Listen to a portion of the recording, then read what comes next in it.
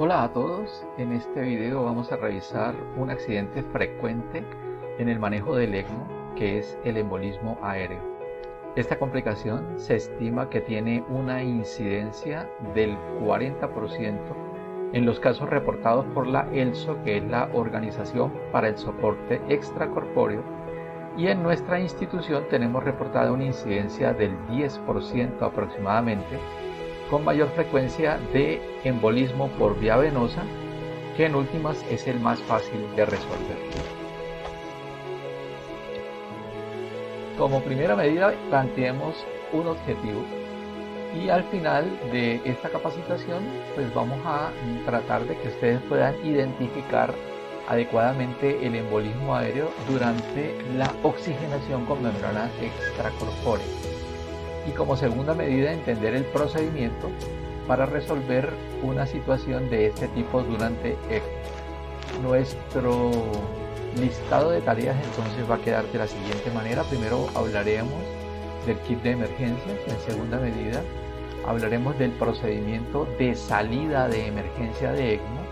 Y luego hablaremos del procedimiento de retorno a ECMO. Luego explicaremos algunas características del embolismo aéreo y daremos un paso a paso de cómo resolver dicha situación. En última medida, pues daremos una síntesis sobre todo lo que hemos planteado en esta conversación. Como lo decíamos entonces, el kit de emergencias es un kit importante que debe estar al pie del paciente, muy cerca a la máquina, que debe incluir una serie de materiales que nos permitan acceder a resolver diferentes tipos de situaciones. Como primera medida debe haber un bisturí, debemos tener disposición de los clanes de tubería, gasa clorhexidina, jeringas de varios tamaños, especialmente una jeringa de 50 mililitros, Harman de 1000 mililitros, guantes, campos y batas estériles. Siempre debe estar en el equipo la manivela o handcraft en caso de que se requiera pasar a modo manual durante la ECMO. Debe haber un cono de centrífuga de repuesto y deben haber conectores, tubería y espigas, especialmente para la resolución de este accidente. Entonces posiblemente necesitemos utilizar espigas y necesitemos utilizar los clanes de tubería, además de que utilicemos una jeringa de 50 mililitros. Finalmente, siempre debe estar al pie de la máquina una bala de oxígeno de transporte adecuadamente cargada. Vamos a revisar el procedimiento para salir de la ECMO. Este procedimiento se utiliza en dos situaciones particulares: en caso de embolismo aéreo masivo y en caso de decanulación accidental. Entonces, en la presencia de cualquiera de estas dos situaciones, si es así, entonces lo primero que vamos a hacer es tomar los clanes de tubería y sacar al paciente súbitamente del ECMO. Clampeamos la tubería venosa, clampeamos la tubería arterial. Esto ya va a dejar al paciente fuera del soporte extracorpóreo. En ese momento pues se debe proceder a parar la bomba e inmediatamente activar el equipo de UCI. Y ese equipo de UCI nos tiene que ayudar dándole soporte ventilatorio al paciente y soporte cardiovascular. Y si es necesario, se deben iniciar maniobras ACLS para soportar al paciente mientras resolvemos la situación. Y pues en este caso pues pasaríamos a extraer el aire del circuito y cuando logremos ese objetivo pues regresaremos nuevamente al soporte. Allí entonces pasaríamos a ver el segundo procedimiento, que es el procedimiento para retorno al ECMO. Entonces, para este procedimiento lo que debemos revisar es que todos los problemas estén resueltos. Si no es así, pues tenemos que seguir buscando la solución de esos problemas hasta que logremos resolverlos totalmente. Cuando estemos completamente seguros de que los problemas están resueltos, entonces lo que vamos a hacer es ajustar la velocidad de la bomba a aproximadamente 1500 revoluciones como mínimo, y allí lo que procedemos a hacer es a quitar el clamp de la vía arterial, el clamp de la vía venosa y allí ya el paciente va a empezar a recibir el soporte extracorpóreo. Entonces lo que vamos a hacer es verificar el flujo del ECMO, verificar la presión arterial media, verificar la oxigenación, y en este punto lo que vamos a hacer es reajustar el flujo para lograr resolver estos tres problemas: media y oxigenación. En la medida en que esto se logre recuperar por el ECMO, lo siguiente que vamos a realizar es ajustar los parámetros de la ventilación mecánica a parámetros de reposo, y los vasoactivos e inotrópicos que se hayan iniciado se van a empezar a retroceder a disminuir, de tal forma que el ECMO pueda funcionar de manera adecuada.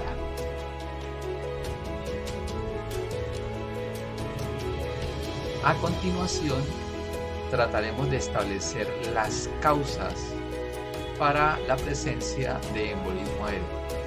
En primera medida, tenemos el exceso de presión negativa en la vía venosa por pérdida del retorno venoso. Aquí sería interesante que analizáramos un poco las características del circuito. Y el circuito, como lo vemos acá en la imagen, tendríamos entonces la presencia de la cánula venosa, por donde extraemos la sangre del paciente hacia el circuito, y esa primera zona que está desde la cánula venosa hasta el cono de centrífuga la vamos a denominar zona 1, y esta zona 1 genera presión negativa. Por tanto, esta zona es la que tiene mayor riesgo de que ingrese aire por falla en los puertos, ya sea en los puertos con las llaves de 3 vías acá, o ya sea directamente por las cánulas, como lo veremos a continuación. Tenemos una segunda vía que va desde el cono de centrífuga hasta la membrana, que se llama zona 2, y en esta zona vamos a encontrar una presión relativamente alta.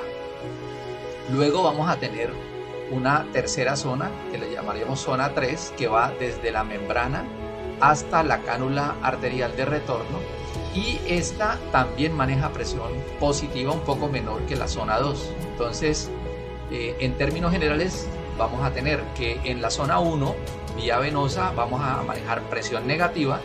Significa que todo puerto abierto por esta vía va a permitir la entrada de aire. Y en la zona 2, presión positiva, de tal manera que si se abren los puertos en esta zona, lo que vamos a tener es sangrado. Y presión positiva también en la zona 3, que igualmente, en caso de que se desconecten los puertos, lo que vamos a tener es sangrado. Regresando entonces a determinar la otra característica por la cual se produce embolismo aéreo, la siguiente opción, que ya la había nombrado, es el aire que puede provenir de la cánula venosa. Como vemos aquí en la imagen, la cánula venosa tiene una serie de orificios. Entonces, si alguno de esos orificios queda por fuera, por allí va a ingresar aire, o por el contrario, si el torniquete que amarra esa cánula a la piel del paciente o al vaso del paciente queda mal ajustado, también va a ingresar aire por allí. Puertos abiertos, los más frecuentes son los puertos de las llaves de las 3 vías que queden abiertos. Y una cuarta opción es que se rompan los conectores o que se rompa la tubería, y esto también podría permitir el ingreso de aire en el circuito del ECMO. La identificación entonces de este accidente, en primera medida vamos a encontrar presencia de burbujas precentrífuga. Entonces, cuando estemos haciendo la inspección del circuito por la vía venosa, que ya dijimos que va desde la cánula venosa hasta el cono de centrífuga, pues podemos encontrar presencia de burbujas en cualquiera de este espacio. Ruido de aire en la centrífuga. Esto se va a producir cuando la cantidad de aire que ingresó es abundante y va a empezar a producirse un sonido sobre el cono de centrífuga.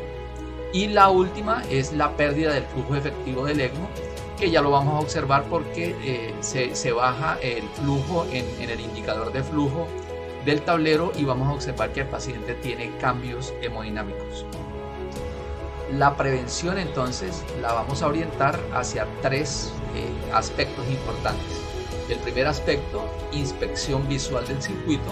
Esperamos que durante el turno se recorra el circuito, especialmente si es factible con una linterna, observando todo el paso de la sangre a través de él y buscando la presencia de aire como primera medida. La segunda es la evaluación del estado de volemia del paciente.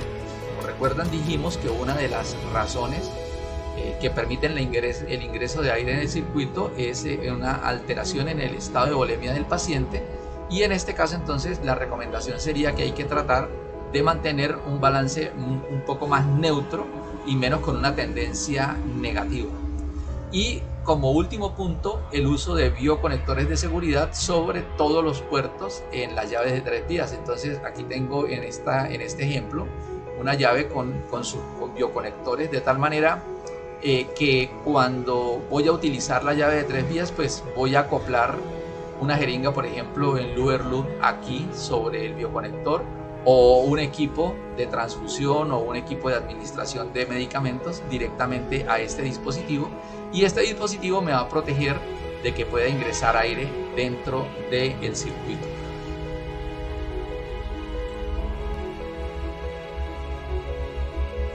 El manejo lo vamos a orientar en 4 puntos importantes. El primero, garantizar la seguridad del paciente. El segundo, establecer por qué vía se encuentra el aire, si está en la vía venosa o si está, además de la vía venosa, también dentro de la vía arterial. El tercero, hacer un control rápido de la fuente de ingreso de aire en el circuito. Entonces hay que identificarlo y hay que controlarlo.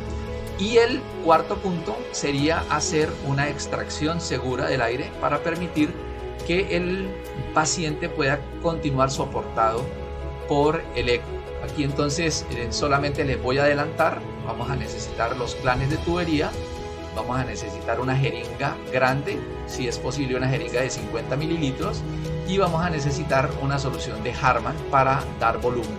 Y pues vamos a estar sobre el ECMO manipulando diferentes elementos para lograr obtener el objetivo de extraer la burbuja. Les digo que lo voy a dejar acá porque esto lo vamos a trabajar cuando estemos en la práctica. En síntesis, entonces, diríamos que el embolismo aéreo es uno de los accidentes más frecuentes durante el ECMO, especialmente el embolismo que se presenta en la vía venosa. Aprender las causas, la identificación, la prevención y el manejo pues va a permitir hacer un buen control de la seguridad del paciente y obtener adecuados resultados. Y definitivamente el trabajo en equipo es un valor clave en el manejo de nuestros pacientes. Entonces nos veremos en la parte práctica para llevar toda esta información con un circuito donde podamos demostrar cómo podemos hacer la extracción segura del aire en caso de que se nos presente este accidente. Muchas gracias.